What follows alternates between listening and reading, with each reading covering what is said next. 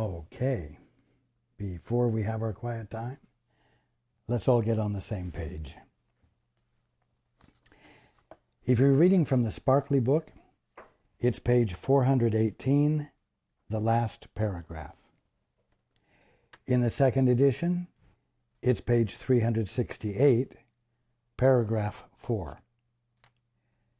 In the first edition, it's page 343, the second full paragraph.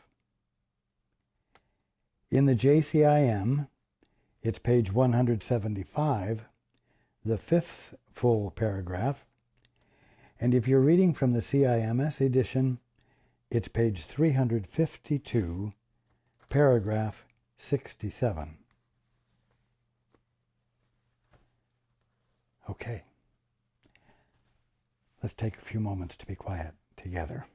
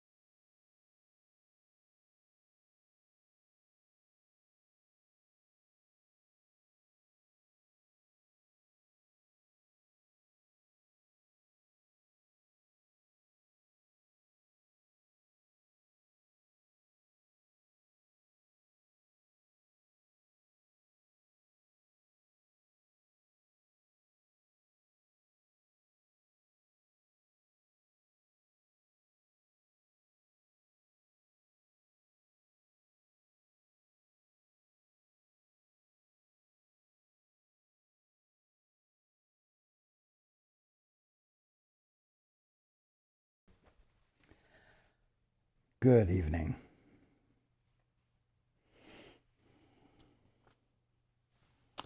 And welcome to everyone who's joining us on the internet. We ended up last time with this sentence. Only what you have not given can be lacking in any situation. That's sort of a heavy trip to lay on you. It makes it sound as though everything depends on you.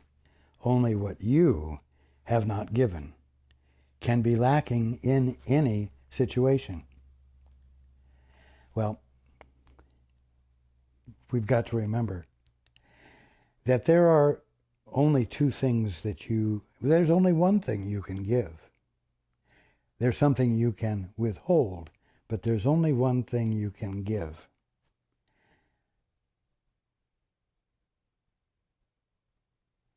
The one thing you can give is your willingness to abandon your independence and join with your source. Join with the Father. Join with that which defines you by virtue of the birthright he has established in you. That's the only thing you can give in any situation. And the only thing you can withhold is the joining. You are in a dream at the moment. You are in the middle of the kingdom of heaven, misperceiving it, frightening yourselves with your definitions of it, and the conclusions you have come to about it.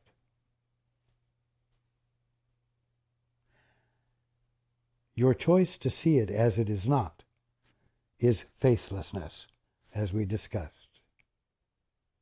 Your willingness to abandon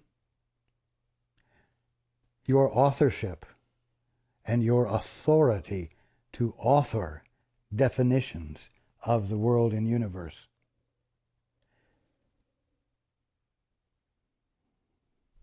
I'm sorry, it's me, Paul. I lost it. Your abandonment of your authority, your abandonment of the apparent capacity to authorize things, is the abandonment of faithlessness.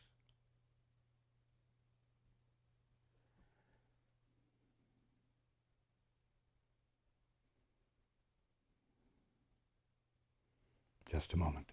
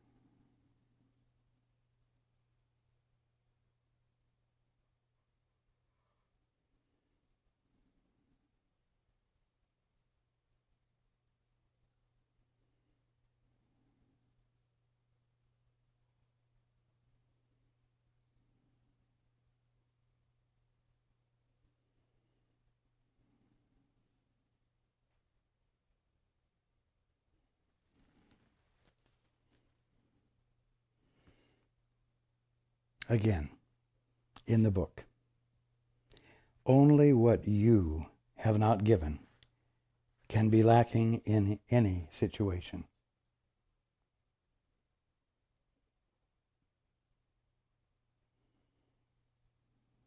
Doesn't matter what anyone else is or isn't doing. It doesn't matter what the universe is doing or not doing. Because I promise you that as long as you have established yourself as an independent author of things, and you are giving definition to everything,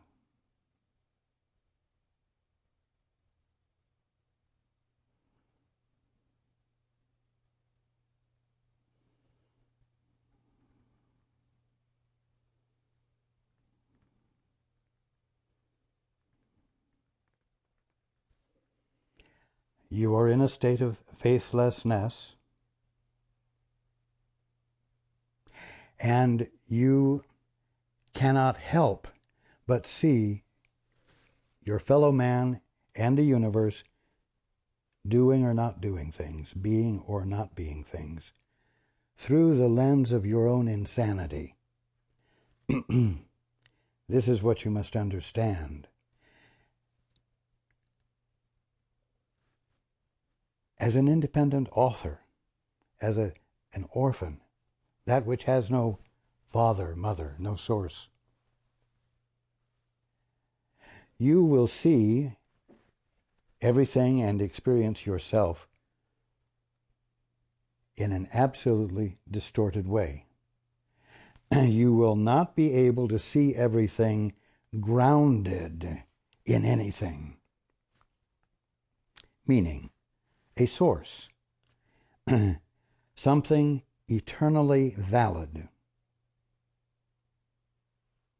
And so as long as you are dealing with your fellow man, or as long as you are dealing with your world,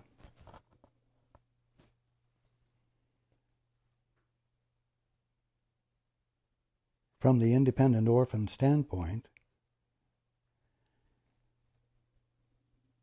you are not giving yourself the opportunity to see everything as it is. You are withholding that which will allow you to see clearly. It's that black and white, and it's that simple.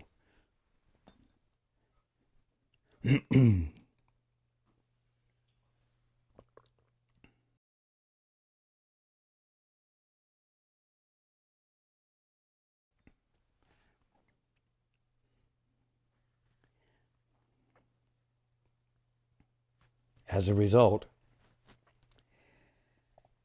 when you give the one thing that you've withheld, when you give the only thing that you're able to give, which is an invitation to your Father and an acknowledgement of your Father as your Father, and the willingness to accept the birthright that belongs to you because of this Father that you're acknowledging as your Father, you will begin to see everything differently, whether the world had been up to mischief, whether your fellow man had been up to mischief, whether it had been destructive or constructive. You will bring the one thing you are able to give. And it's the one thing that has caused you to be unable to see the world and your fellow man clearly, correctly, and thereby in a manner that allowed you to have no other thing to share except love. And an acknowledgement of the absolute grounded worth and value of every part of the universe and every single one of your brethren.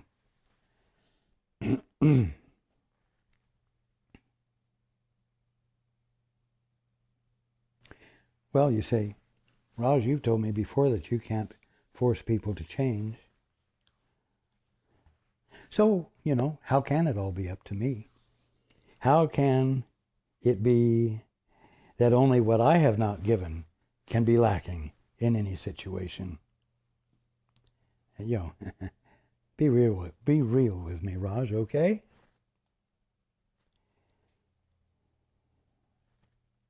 Well, you know what? You cannot choose to do the two-step. You cannot choose to hesitate, become still, and inquire of your Father what's the truth here, and practice the holy instant for the purpose of changing your world and your fellow man.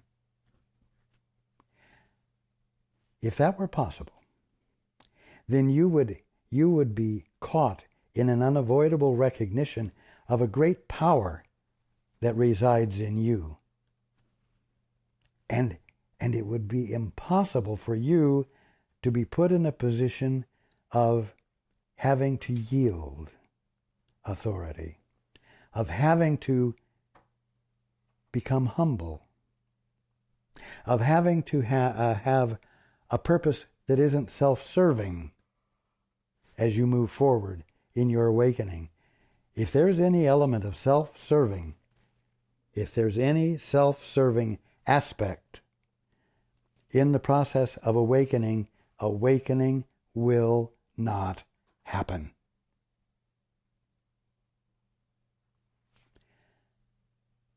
So,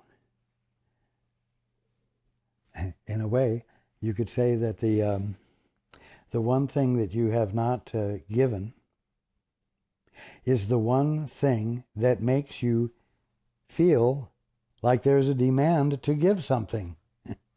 The one thing that you have not given is causing you to have problems that force you to find solutions which bring you to the point, ultimately, of finding out that the problem is that there's something you haven't given. And the answer is that you're called upon to give it.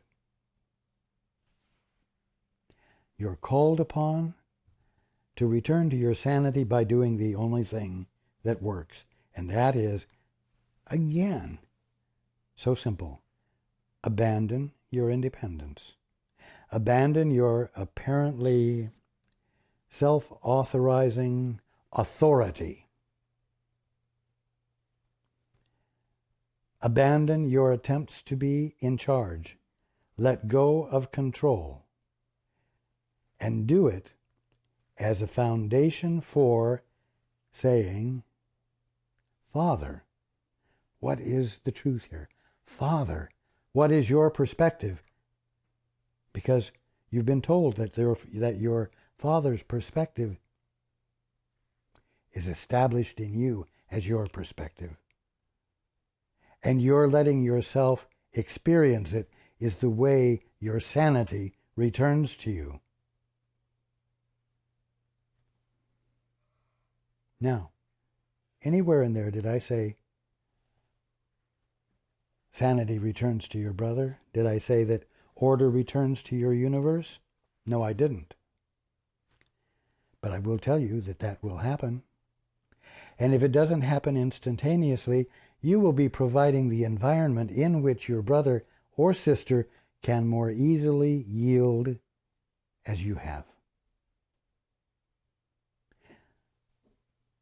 The thing is that when you abandon your partnership in the orphanage, in the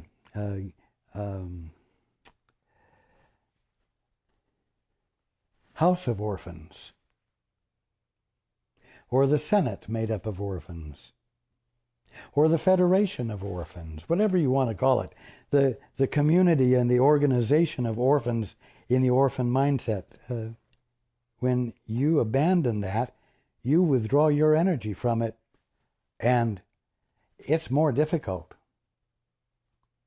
for all of the rest in the Federation or the Senate or the House of Orphans to maintain their orphanhood. Now, that isn't because you're forcing them, it's because you're not enforcing an artificial concept of togetherness. Okay? So only what you have not given can be lacking in any situation. And you only have one thing that you can withhold and not give, and that is your union with your Father. Your devotion to and obedience to the Holy Spirit, which is nothing more than your right mind. You see? Only what you have not given can be lacking in any situation.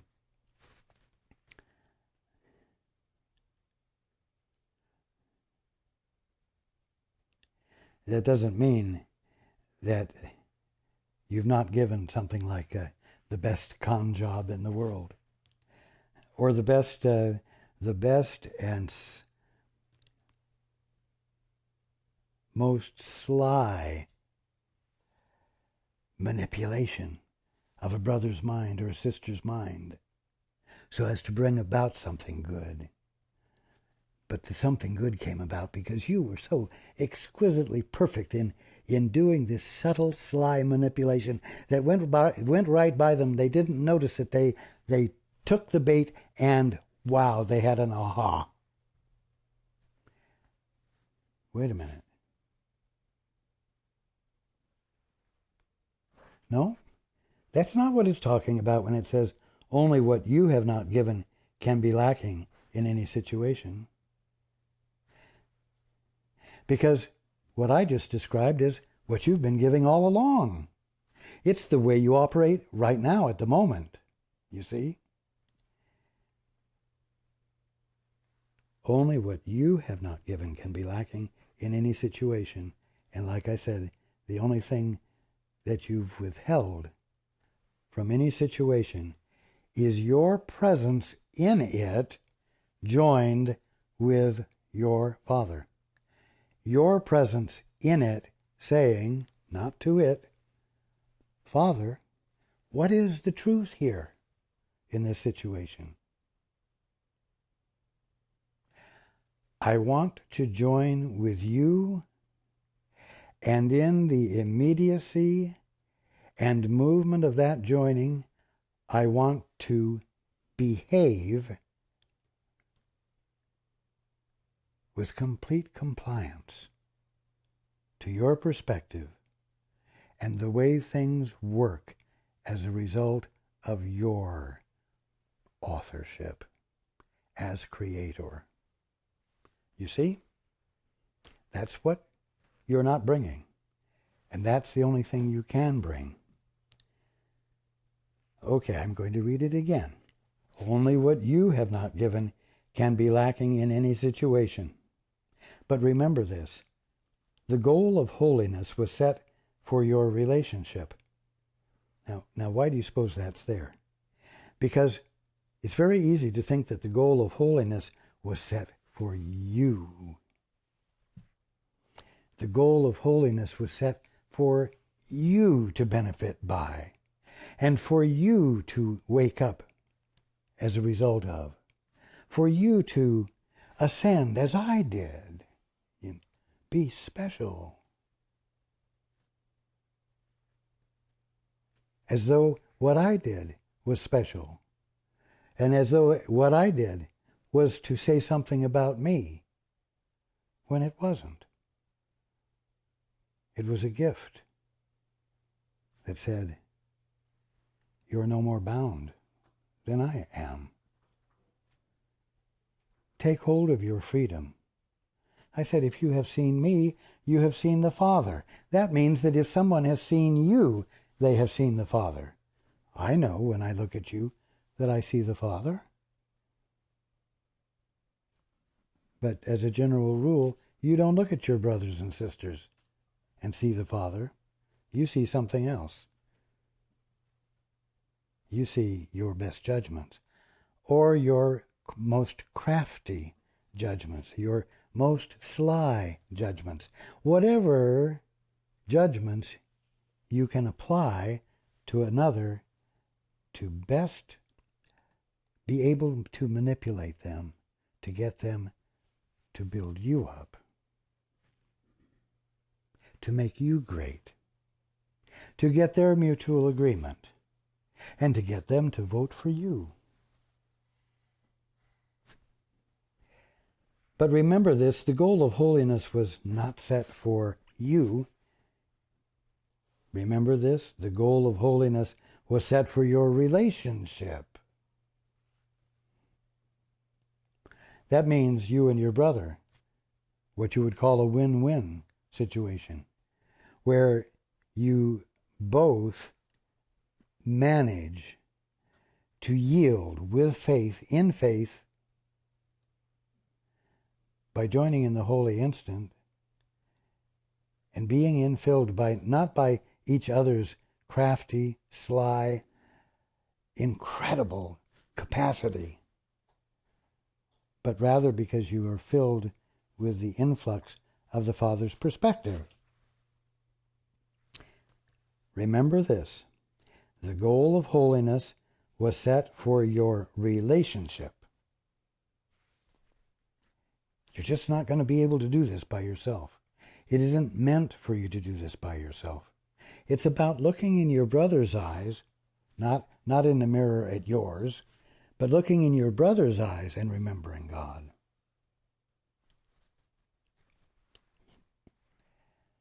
It was set for your relationship. And then here's the next thing. And not by you.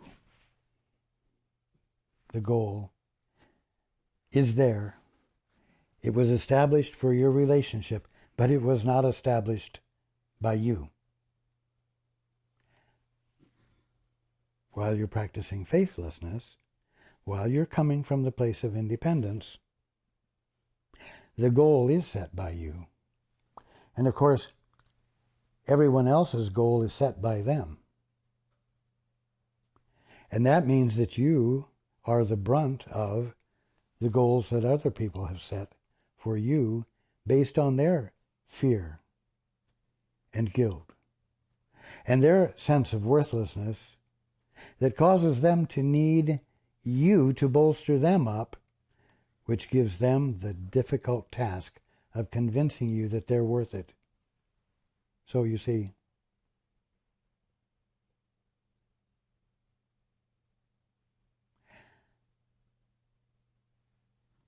this is daily life, isn't it?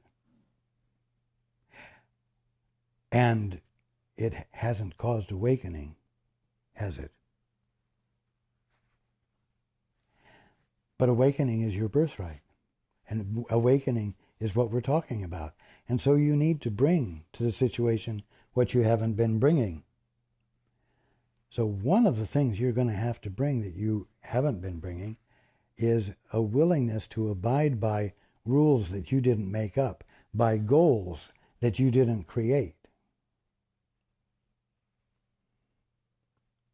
which naturally and easily happens when you humble yourself and you say, Father, not my will be done, but thy will be done. Thy will be done. You're not saying thy will be done on Joe or Mary. Yeah, get 'em. Thy will be done. No, it means thy will be done in me. Thy will be done.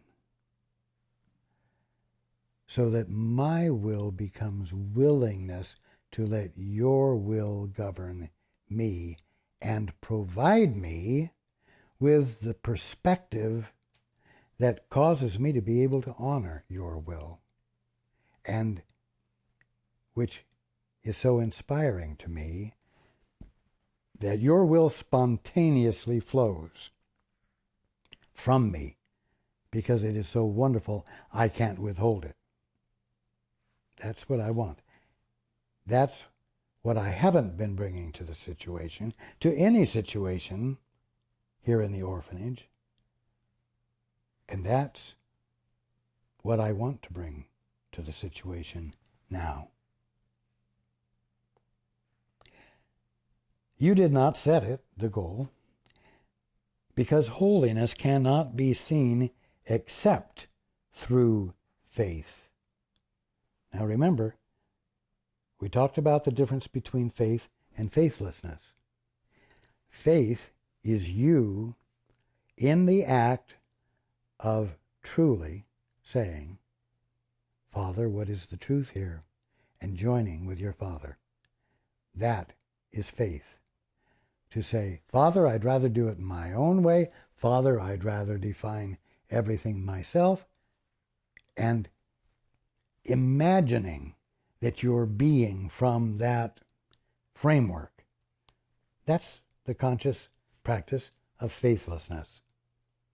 So, you did not set the goal for your relationship. You did not set it because holiness cannot be seen except through faith. That simply means holiness cannot be seen except through joining.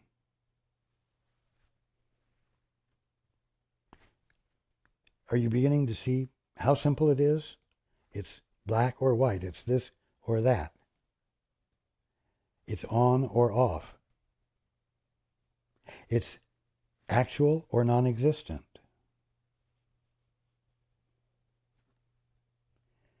You did not set it because holiness cannot be seen except through faith, and your relationship was not holy. Your relationship with everything was not holy because your faith in one another was so limited. Your faith in one another. Your faith, each of you, your faith in each other, like from you to the other one in the room, in the little house, on the street, in the city, in the state, in the country, on the planet, it's really minuscule, this little link between you and your brother.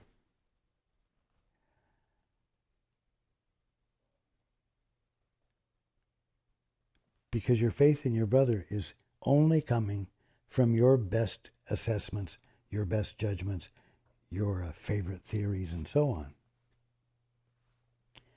So your faith in one another, unjoined with the Father, whose presence in you illuminates faith for what it actually is and inspires you with it enough that you just behave with faith, not as a tool you're using and applying to your brother or sister, but as a behavior of the presence of love that does what it does because of what it is, and not because of what it can accomplish.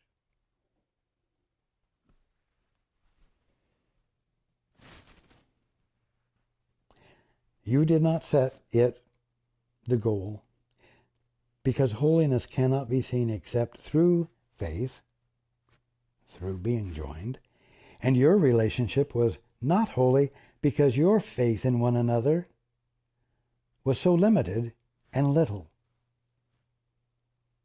It wasn't a result of being joined with your Creator.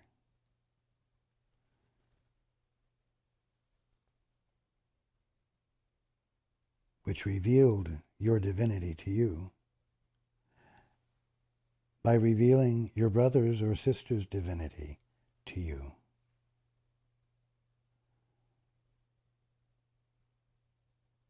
That kind of understanding and experience of the meaning of everything and of your brothers and sisters with you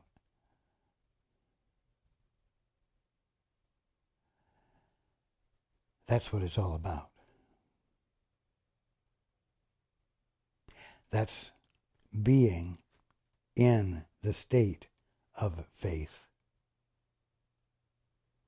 And it's the absence of faithlessness.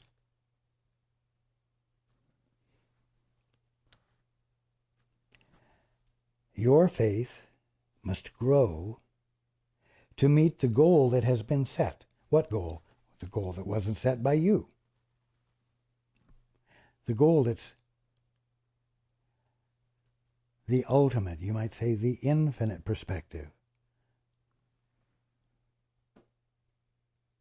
about your brother.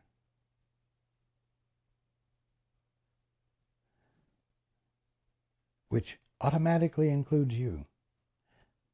You can't be left out of that awareness.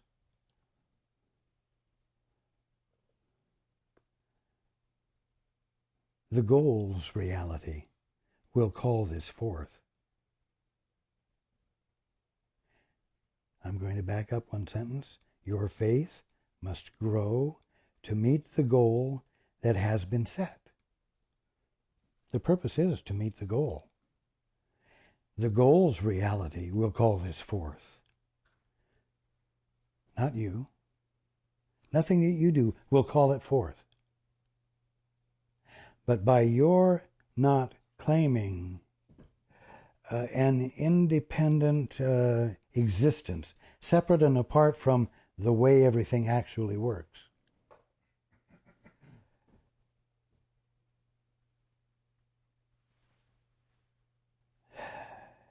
your faith will grow. It will enlarge. Because it, the goal that was set from the beginning, will bring it forth, will call it forth. The goal's reality, the one you didn't create and that you didn't set up, will call this forth. For you will see in the very core of your being, you will feel it. You will see that peace and faith will not come separately.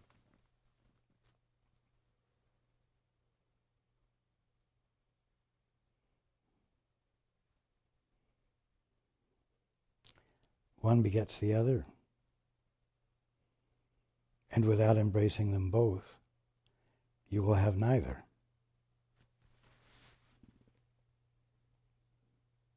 What situation can you be in without faith and remain faithful to each other?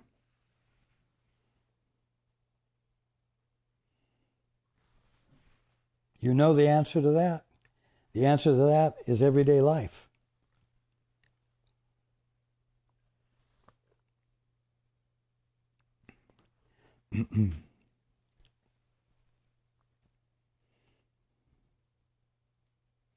What situation can you be in without faith? That means without being joined. That means what situation can you be in the orphanage and remain faithful to each other? You can't. Because in the environment, in the arena of faithlessness, of being unjoined, you are in, first of all, a frame of mind, the boundaries of which you could say are fear and guilt. And everything you perceive is misperceived, is not seen for what it is. And because you have lost your groundedness in your source, because you're enjoying this free fall of independence, you find everything dangerous. You find existence to be a call for ongoing defense.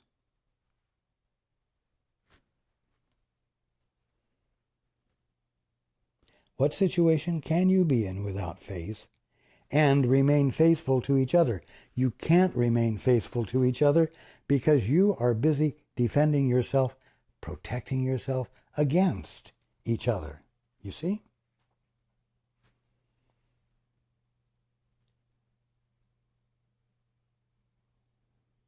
Every situation in which you find yourself is but a means to meet the purpose set for your relationship.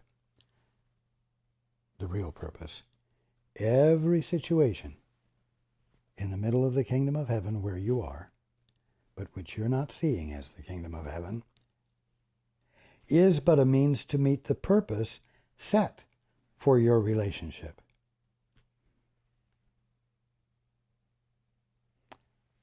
The kingdom of heaven, every aspect of the kingdom of heaven, of reality, is but a means to meet the purpose set for your relationship. For all relationships.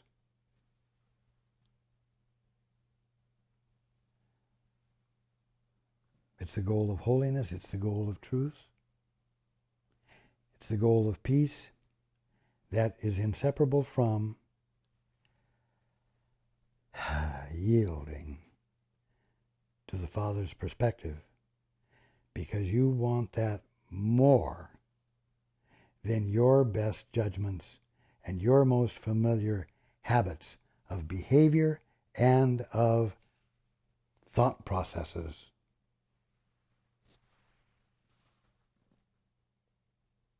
Every situation in which you find yourself, and I'm adding, in the middle of the kingdom of heaven, is but a means to meet the purpose set for your relationship. Set in place by the Father. Set in place by, quote, the capital W way things work. See it as something else, and you are faithless. You see? To see it as something else, you must divorce yourself from your Father and from His perspective that He has instilled and established in you as you. You must abandon it. So see it as something else, and you are faithless.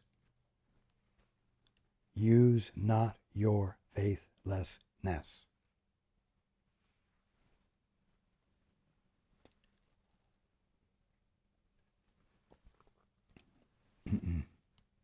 Make a choice. Choose for faith. Just remind yourself, I don't have to practice faithlessness. I've always been free not to. But I got a lot of encouragement to do it. And then I got a lot of excitement out of doing it. And yes, I created some real nasty problems for myself, but you know what? I love the feeling of threat and danger from being in free fall.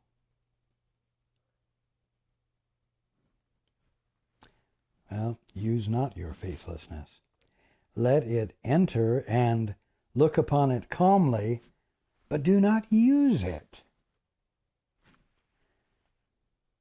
And oh yes, it will enter, because it's the way you think at the moment. You don't tend to think holy. You don't tend to behave as though you're holy.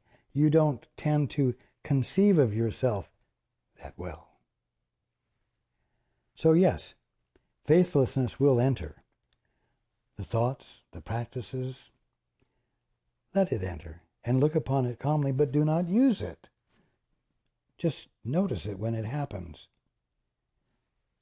Like when you're meditating and you're saying a mantra and then a thought appears and you forget about the mantra and then you say, oh, yes, I can do this later. And you return to your mantra.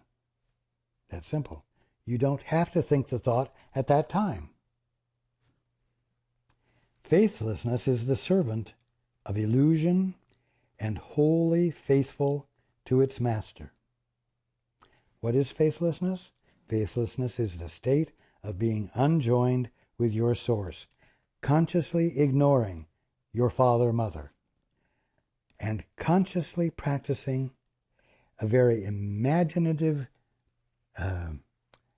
style of living called independence and personal power and personal improvement, especially at the expense of others. Faithlessness is the servant of illusion and wholly faithful to its master. Use it, and it will carry you straight to illusions. Well, yes, or keep you in the illusions you're in. And you'll still continue to see your fellow man as the result of a sperm and an egg joining. You'll still see them as mental processes that have been nurtured and are healthy or have been mistreated and have been damaged, that causes this organism to behave from memory in ways that are difficult for everyone else, you see. Faithlessness is the servant of illusion. I just described the illusions. And wholly faithful to its master. Use it, and it will carry you straight to illusions. Be tempted not by what it offers you. It interferes not with the goal, but with the value of the goal to you. You see, you can get caught up in concepts which are senseless, but seem quite valid and important to you, examples of which abound in, well, a number of governments. And it interferes not with the goal, but with the value of the goal to you. You can get caught up in pet theories, pet projects, pet biases.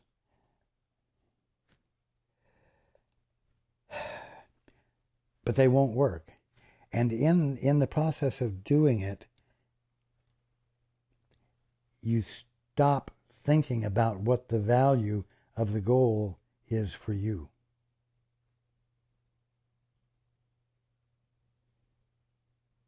and like the lemmings, you run headlong into the sea just because somebody else was doing it and it felt good to do it together with them. Be tempted not by what it offers you. It interferes not with the goal, but with the value of the goal to you. It's like you lose your soul because you let yourself drop out of the picture. You let what you value drop out of the picture for the thrill of the ride, for the thrill of the run. Accept not the illusion of peace it offers, but look upon its offering and recognize it is illusion. Now, you can remind yourselves throughout the day to remember to join with your Father. You can set an alarm to go off. When it dings, you say, oh yeah, I'm supposed to be joined here and I'm not. Okay, I'm going to join. And you go on, and a while later it dings again and you say, oh yes, I'm supposed to be joined. I'm going to have to do it again. Now, that's a good practice. But I want you to pay attention to the experience when joining happens, because that's where your divine integrity becomes illuminated to you so that you feel it. I want you to pay attention to that because that will be more impelling than the ding of the timer. The experience, the feeling of the integrity of being and the holiness of you, and therefore the value of it to you, that is what will make it easier to persist and need less and less dings to get you to do it.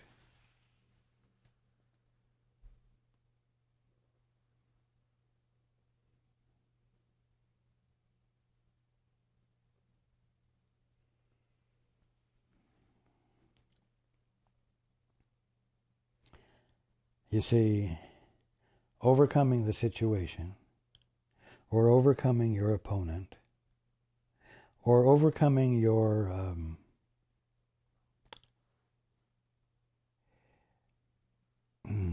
brother who has seemingly little character or low morals.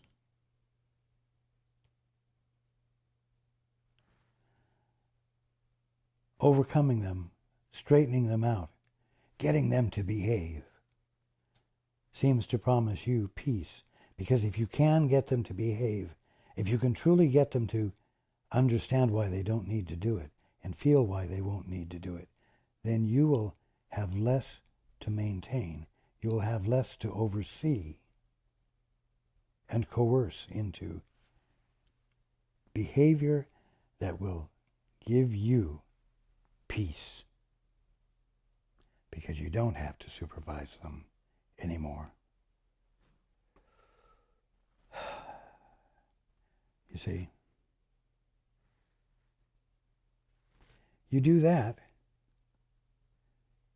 in faithlessness. In faith, you don't manipulate your brother to give you peace. You don't try to do good to him as a skill, a personal skill of yours that will make you better.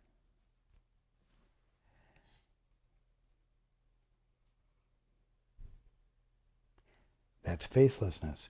Those are the practices of faithlessness. And they will keep you busy endlessly. Because there's one thing you haven't given. You haven't given your mind to your Father so that you might remember Him, and thereby yourself, and thereby your brother as your brother divinely is. That's all that's necessary. That's what all of this is about.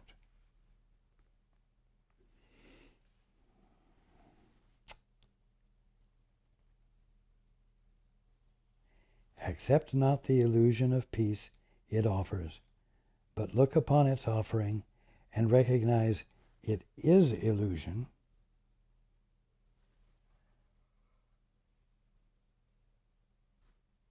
so that recognition, like the ding of the bell, can cause you to shift your attention back to your Father.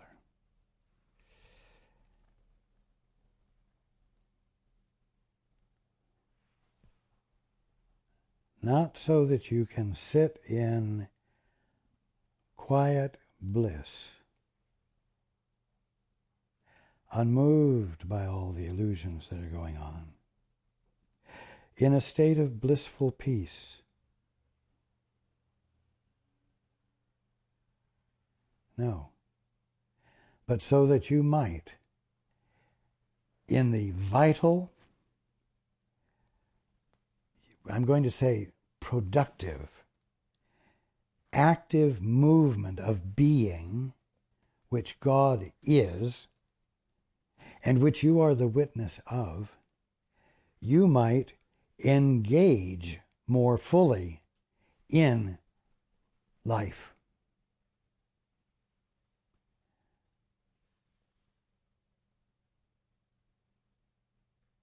But from the place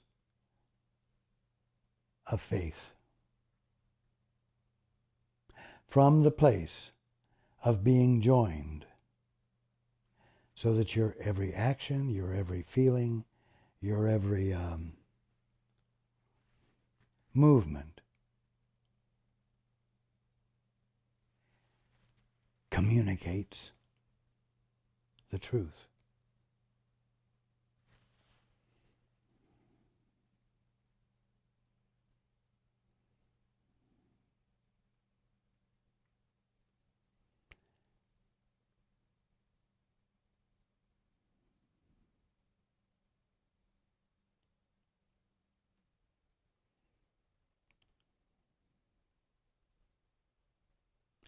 I invite you to read the transcript or listen to the audio tapes of tonight's get-together, or just read the material that we've gone through.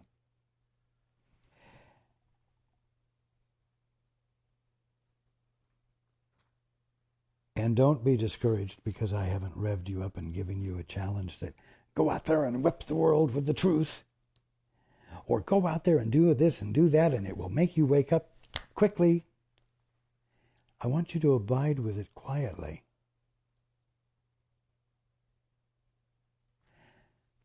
Because practicing the two-step, practicing the holy instant, engaging in it, is something that will, quote, work, unquote, only when willfulness is absent, only when willingness is present,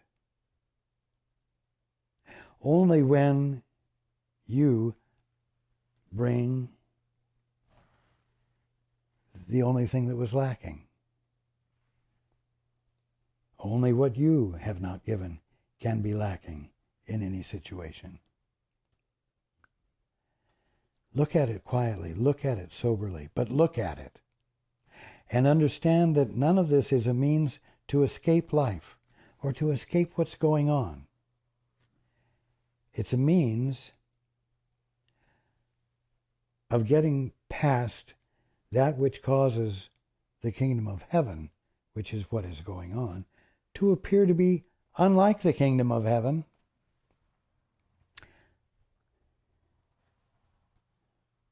A place that engrosses you with its awfulness, with its absurdities, as though being caught up in them is more important than going back to where the misstep occurred. That place in you where you said, Father, I'd rather do it my way. I'd rather define things myself. Which is how you move back into faith. So please, consider it quietly, softly, soberly.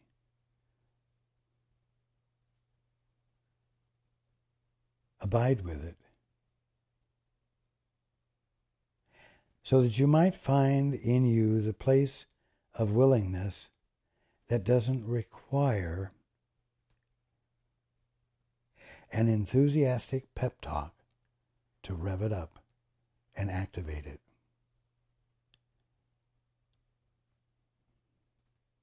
Very important. A valuable lesson. I love you all. And I look forward to being with you next time.